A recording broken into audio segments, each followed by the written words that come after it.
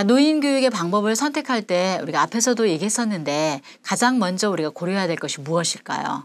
네, 맞아요. 노인 학습자에 대한 이해가 선행되어야 되겠죠. 물론 일반적으로 적용되고 있는 교육의 방법들은 거의 비슷비슷하지만 그 비슷한 방법들 안에서 노인 학습자의 특수성이 어떤 것인지를 알고 거기에 맞춰서 방법들을 적용하는 것이 무엇보다 중요하다는 거죠. 그래서 이 대상에 대한 이해 그리고 그들의 특성 이런 부분들을 아는 것은 굉장히 중요한 부분이라고 볼 수 있습니다. 노년기에는 신체적인 쇠퇴로 인해서 자신의 의지와는 상관없이 여러 가지 문제에 대해서 맞닥뜨리게 되는데 이를 극복하기 위해서는 노인들의 자기주도성이 굉장히 중요합니다. 그래서 노인교육의 방법에 있어서도 노인 학습자에 대한 이해와 또한 노인들의 자기주도성을 향상시킬 수 있는 방법으로 이 노인교육이 이루어질 수 있도록 이 지도자들이 노력해야 된다는 것이죠. 노인 교육의 방법 중에 첫 번째로 저희가 이제 교육 방법에서 강의법을 얘기할 수 있습니다. 자, 강의법 굉장히 많이 사용되고 있고 지금 여러분도 이 강의법으로 하고 있는 수업을 듣고 계시는 거죠. 그래서 일반적으로 가장 많이 쓰이는 교수 방법인데요. 이는 교사 중심 직접 수업 방법입니다. 그리고 강의법이라고 하는 것은 뭘 전달할 때 가장 많이 쓰일까요? 맞아요. 지식 전달이에요. 지식 전달. 그 다음에 정보 전달이에요. 정보. 그러니까 지식과 정보를 전달하기 위해서 가장 많이 쓰이는 것이 강의법이라고 볼 수 있습니다.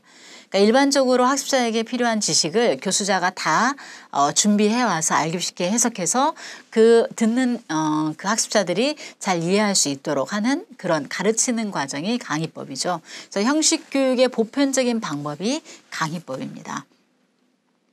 자, 강의법은요, 정보 전달이에요. 앞에서 얘기했죠. 그래서 과학적인 사실이나 과학적인 개념의 정의, 과학적인 법칙과 이론의 구조, 의미 이런 부분들을 그대로 주입시키는 방법입니다.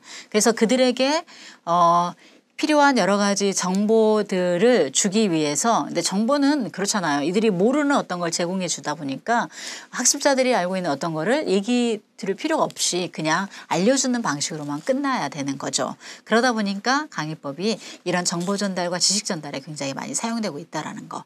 그래서 강의의 목적은 뭐냐면요. 학습자들에게 필요한 지식과 정보의 제공이 있으며 학교 교육을 비롯한 대부분의 교육에서 강의법이 가장 많이 쓰이고 있습니다. 자, 그런데 강의법에서는 이제 그 개인차가 노인들이 너무 크잖아요.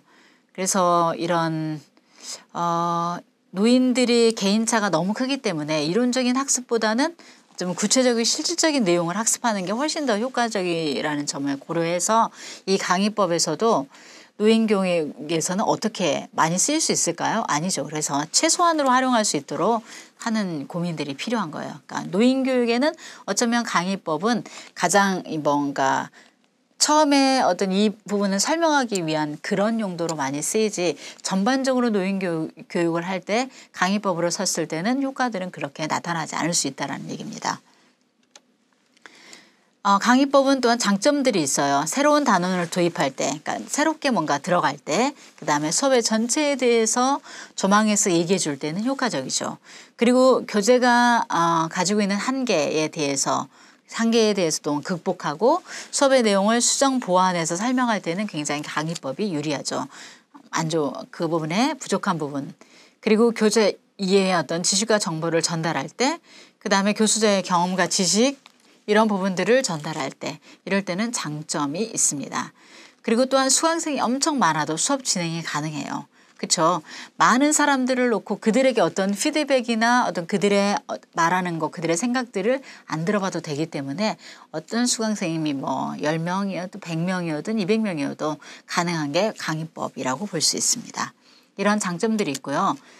또한 일반적인 지식이나 기술을 설명해야 하는 과목이나 또한 학문의 동향과 미래의 방향 이런 것 등을 제시할 때 유리한 게 강의법이라고 볼 수 있습니다. 그리고 이해하기 힘든 사항, 개념에 대해서 설명할 때 굉장히 강의법이 유리할 수 있습니다. 그에 반해 또 단점들도 있는데요. 강의법의 단점은 교재 내용 설명에 그칠 가능성이 굉장히 크다는 거예요. 그러니까 교재의 설명만으로 그칠 가능성이 굉장히 크고요. 그리고 여기에는 학습자들이 능동적으로 참여할 수 있어요? 없어요? 없어요. 그래서 이들이 수동